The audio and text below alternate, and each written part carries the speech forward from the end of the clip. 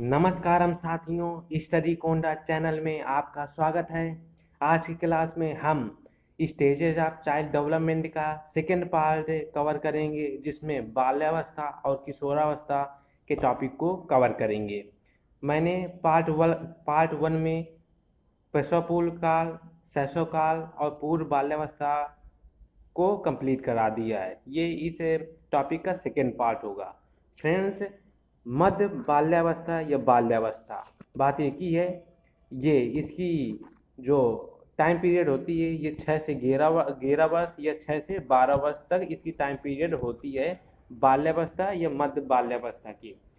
पिछले ईयर में सीटेट के एग्ज़ाम में 6 से 11 वर्ष से संबंधित है इसका टाइम पीरियड पूछा गया था, इसलिए मैंने 6 से 11 वर्ष इंक्लूड किया हुआ, क्योंकि एनसीईआरटी ने 6 से 11 वर्ष को बाल्यावस्था या मध्य बाल्यावस्था माना, या फिर 6 से 12 वर्ष भी चलेगा। इसकी विशेषताएं होती हैं।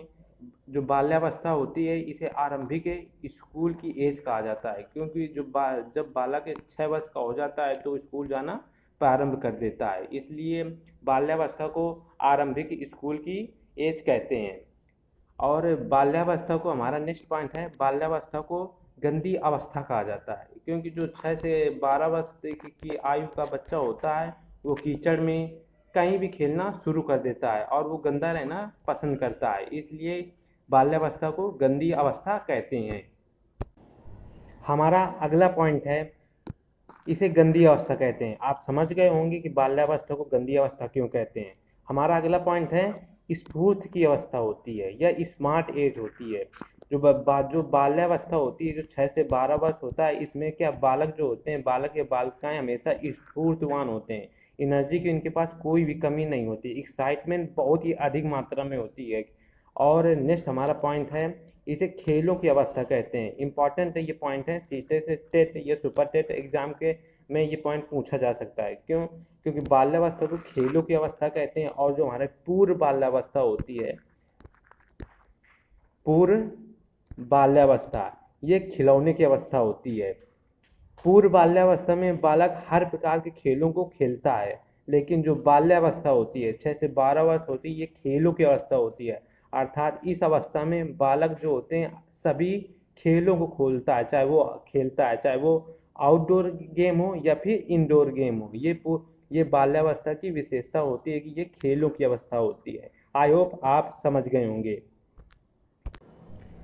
बाल्यावस्था को खेलों की अवस्था कहते हैं। मैं एक बार और रिपीट कर देता हूँ, जो बाल्यावस्था होती है, इसको खेलों की अवस्था इसलिए कहते हैं, जो 6 से 12 वर्ष का बालक या बालिका होती है, वो सभी प्रकार के गेम, चाहे वो आउटडोर गेम हो या फिर इंडोर गेम हो, वो सभी प्रकार के खेलों को खेलता है।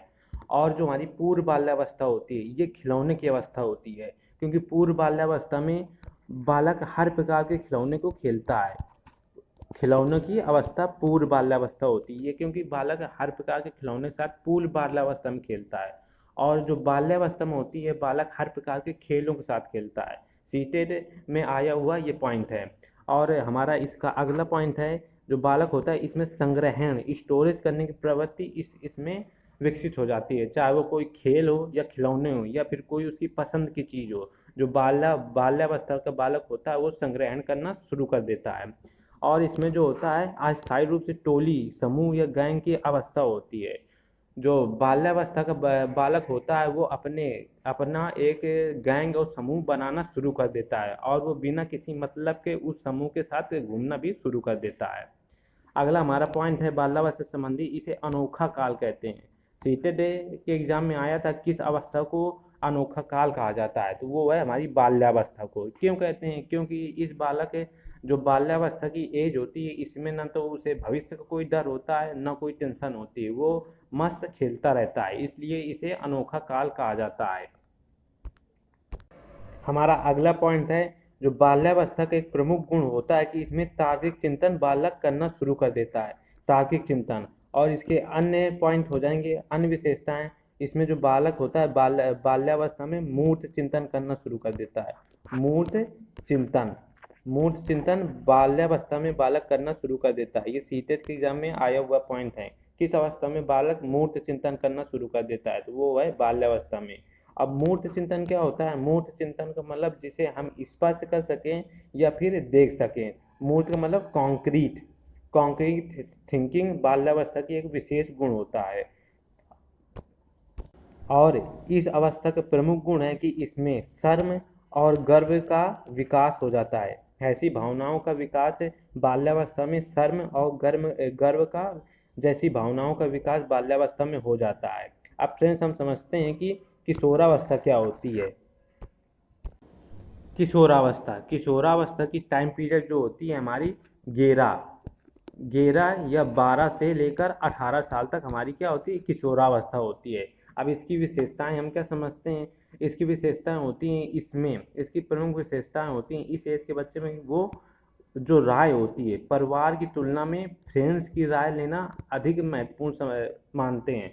आप लोग भली भांति इस अवस्था से होकर आए और आपको याद होगा कि इस अवस्था में क्या मित्रों का हम सुझाव ज़्यादा मानते हैं अपनी परिवार की अपेक्षा से। परिवार के हर एक बातों को हम क्या गुस्से से बिहेव करते हैं। ये किशोरावस्था की प्रमुख विशेषताएं हो गई। और इसे क्या हम जीवन का सबसे कठिन काल कहते हैं। किशोरावस्था को सबसे कठिन काल क्यों कहते हैं? सबसे कठिन काल किशोरावस्था को इसलिए कहते हैं कि इसमें हमारा संवेगात्मक विकास होता है, शारीरिक विकास अचानक होता है और क्या हमारी भावनात्मक विकास है इस शरीर में इस अवस्था में सबसे अधिक होते हैं। इसलिए हम इसे सबसे कठिन काल कहते हैं।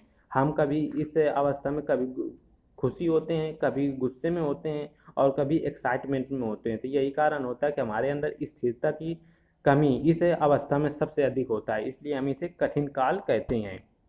किशोरावस्था किशोरावस्था का हमारा अगला इम्पॉर्टेंट पॉइंट है ये संघर्ष, तनाव, आंधी तूफान और उलझन की अवस्था होती है। ये किसने कहा? ये स्टेनले हॉल ने कहा है। स्टेनले हॉल ने इसे कहा है कि ये जो किशोरावस्था होती है बहुत ही संघर्ष, तनाव, आंधी तूफान की अवस्था होती है। कौन सी? किशोरावस्था होती है। इसका अगला इम्पॉर्टेंट पॉइंट है कि ये इसमें किशोरावस्था चाहे वो बालक हो या बालिका हो विषम लिंगी आकर्षण इसमें होता है। अर्थात बालक बालिका की तरफ आकर्षित होता है और बालिका बालक की तरफ आकर्षित होता है। अगला है इस किशोरावस्था को हम स्वर्णकाल या फिर गोल्डन एज कहते हैं। नेक्स्ट पॉइंट फ्रेंड्स, हमारा अगला पॉइंट है कि किशोरावस्था के बच्चे जो होते हैं अमूर्त चिंतन करते हैं। अर्थात अमूर्त चिंतन की अवस्था हमारी कौन सी होती है? किशोरावस्था होती है। ये इम्पॉर्टेंट पॉइंट है।